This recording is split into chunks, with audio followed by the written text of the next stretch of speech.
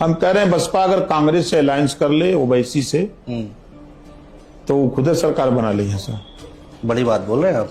सही कह रहा हूं। मुसलमान एक एक मुसलमान छोड़ के इनका चला जाएगा उधर 20 दूनी 40। एक मर्तबा फिर से उत्तर प्रदेश की राजनीति में भूचाल सा आ गया है।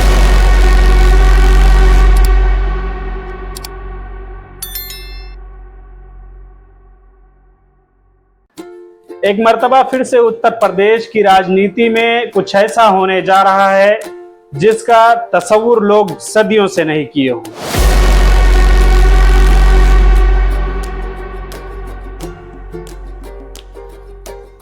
एक मर्तबा फिर से उत्तर प्रदेश की राजनीति में ऐसे ऐसे दिग्गज नजर आने वाले हैं जिनके बारे में आप सोच नहीं सकते हैं। कुछ ऐसा होने जा रहा है उत्तर प्रदेश की राजनीति में जो हमें लगता है कि सदियों में या सदियों से नहीं हुआ होगा, क्योंकि उत्तर प्रदेश का इलेक्शन आने के लिए अभी 8 महीने बाकी है, लेकिन उसकी तैयारियां अभी से शुरू हो चुकी हैं। MIM 14 तारीख को यानी कि आज 14 तारीख को उत्तर प्रदेश की बहराइच में अपनी जनसभा और रैलियां करने वाला है, क्योंकि 8 महीने बाद उत्तर प्रदेश का इलेक्शन। 8 महीने बाद लोग ये तय करेंगे कि लोगों को किस तरफ जाना है, लोग किसको देखना पसंद करेंगे, फिर से वही सरकार बनी रहेगी या फिर लोग बदलाव चाहते हैं। लोगों ने कुछ लोगों का ये कहना है कि अब हमें बदलाव चाहिए, लेकिन सबकी मैं बात नहीं कर रहा हूं। कुछ लोग ये हैं कि वो कहते हैं कि हम राहुल गांधी को वोट दे करके जिताएंगे, कुछ लोग ये हैं कि अखिलेश भैया को लेकर के आएंगे, कुछ लोग कहते हैं कि हम योगी आदित्यनाथ को लेके आएंगे, या कुछ लोग ये भी कहते हैं कि हम जो है MIM को देखना चाहते हैं, हम अपनी क़यादत को मजबूत करना चाहते हैं। दोस्तों, असदुद्दीन अवैसी पहुंचने वाले हैं उत्तर प्रदेश, और उत्तर प्रदेश की राजनीति बहुत ही लाजवाब और बहुत ही बेमिसाल है। खास करके उत्तर प्रदेश में जो सदियों से राजनीति का गढ़ रहा है, जिसको राजनीति का कुंभा माना जाता है, और उत्तर प्रदेश की राजनीति में सबसे अहम जगह जो है वो है अमेठी उत्तर प्रदेश।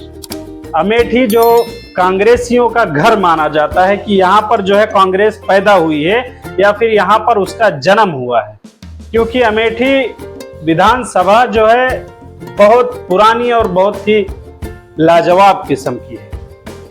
आपको मालूम होगा, आपने सुना होगा कि स्मृति ईरानी इसी अमेठी जिले से ही वो इलेक्शन जीत करके गई थी असेंबली में। लेकिन असदुद्दीन अवैसी का अमेठी आना नहीं हो रहा है। असदुद्दीन अवैसी जा रहे हैं बहराइच, और बहराइच में नुक्कड़ सभाएं करेंगे, जलसे करेंगे, लोगों से अपील करेंगे कि आप हमें वोट दीजिए, या फिर लोगों को ये समझाएंगे कि किस तरह से आपका जो है वोट कितना कीमती है, और इस पर जो है आपको गौर करना पड़ेगा।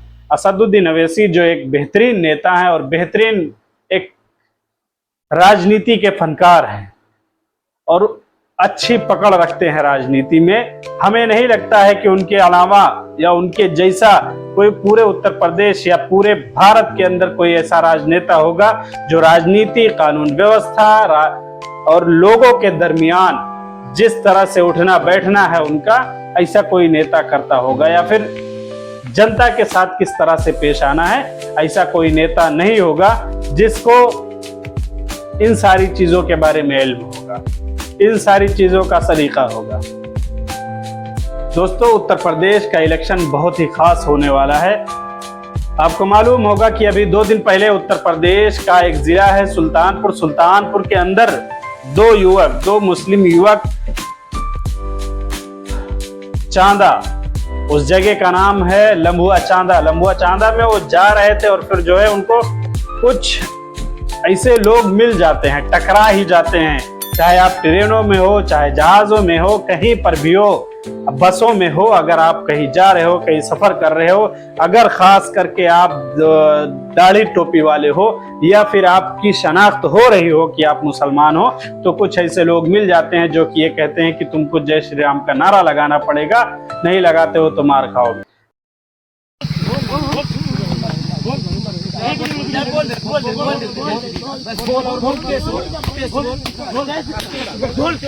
बोल तेरी नाक चोदो मोबाइल मोबाइल दे दोस्तों ये घटना ने बहुत तूल पकड़ा और बहुत ही जो है इसको लोगों ने नापसंद किया, इस अदा को नापसंद किया और लोगों ने इस बारे में उनको भी फटकार लगाई कि तुमने ऐसा क्यों किया। जिन्होंने भी ये किया वो बहुत ही नापसंदीदा अमल है, उनको ये नहीं करना चाहिए था। लेकिन उत्तर प्रदेश की राजनीति में लोगों का ये समझना है, ये सोचना है कि अगर बदलाव नहीं होता है, अगर बदलाव, फिर से वही बात आ जाती है कि कुछ लोग कहते हैं कि अगर वो उत्तर प्रदेश में एमआईएम या बिहार में एमआईएम 5 सीटें लड़ करके जीत करके आई है तो क्या बिगाड़ लिया, क्या बना लिया वहां पर उत्तर प्रदेश में या बिहार में, उसका क्या बना है। उत्तर प्रदेश में बने ना बने, लेकिन अगर पांच भी अगर आ जाते हैं तो कम से कम तुम्हारे हक के लिए, तुम्हारी बात उठाने के लिए लड़ाई तो लड़ेंगे। संसद भवन में जहां पर कानून बनता है वहां पर तो तुम्हारी बात पहुंचाई जाएगी। तुम किस मुंह से तुम उस पार्टी को सपोर्ट करते हो कि जिसमें सारे गठबंधन, इंडिया गठबंधन में सारी पार्टियां जुड़ जाती हैं, जिनके पास 1-2 विधायक हैं वो भी जुड़ जाते हैं। लेकिन सोचिए कि बदरुद्दीन अजमल, असदुद्दीन अवैसी, पीस पार्टी के डॉक्टर अयूब, इनको नहीं बुलाया जाता, इनको दावत नहीं दी जाती कि आइए आप भी इंडिया गठबंधन में शामिल होइए। और इससे शर्म की बात क्या होगी, तुम जिसके पीछे मरना चाहते हो, तुम जिसके लिए दरिया बिछाना चाहते हो, वो तुमको अपने बगल में नहीं बिठाना चाहता। चलिए आप अपना दिमाग लगाइए और आप खुद समझिए कि क्या करना है उत्तर प्रदेश की राजनीति में और किस तरह से हमें जो है अपने कीमती वोट का इस्तेमाल करना है। बहुत बहुत धन्यवाद।